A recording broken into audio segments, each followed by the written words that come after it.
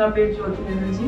నా ఫ్యామిలీకి స్పోర్ట్స్ అంటేనే ఏంటో తెలియదు. అండ్ సొసైటీలో స్పోర్ట్స్ అనేది అబ్బాయిలే చేయాలి, అమ్మాయిలు చేయకూడదు అనే మాటలు కూడా వినిపించాను. కానీ ప్రతి ఒక్క మాటని ఇన్స్పైరింగ్ గా తీసుకొని నేను చేయగలను అనే నమ్మకంతో వచ్చాను. ఈ రోజు నేను Asian games and Asian athletics championship, Olympics and Arjuna award కూడా తీసుకున్నాను.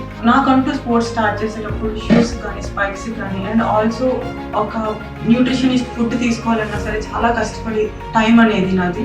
కానీ రీసెంట్గా నేను 2025లో తెలుగుదేశం గవర్నమెంట్ వచ్చిన తర్వాత ఏషియన్ అథ్లెటిక్స్ ఛాంపియన్షిప్లో గోల్డ్ మెడల్ సాధించడం జరిగింది. దాని తర్వాత నారా లోకేష్ అన్న నన్ను పిలిచి అభినందించారు. నా స్పోర్ట్స్ కెరియర్లో ఎటువంటి సపోర్ట్ కావాలన్నా ఫైనాన్షియల్లీ కానీ లేదంటే ఎలాంటి మెడల్స్ కోసం నువ్వు భయపడాల్సిన అవసరం లేదు, అన్నగా నేను నీకు తోడుగా ఉన్నాను అన్న సపోర్టింగ్ మాటను నాకు చెప్పారు. అండ్ ఆల్సో నాకు మనీ కూడా ఇచ్చి నెక్స్ట్ వచ్చే కాంపిటీషన్స్ కోసం ప్రిపేర్ అవ్వడానికి నాకు సపోర్ట్ అనేది ఇచ్చారు.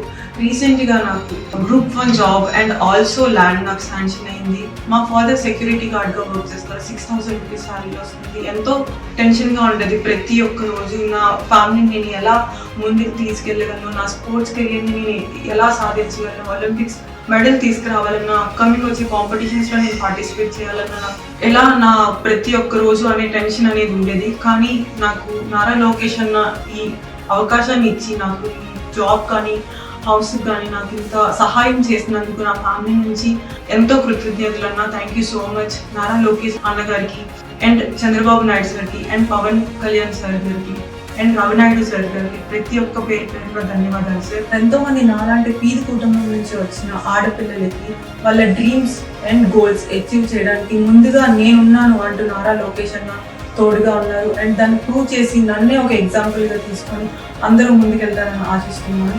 Thank you so much.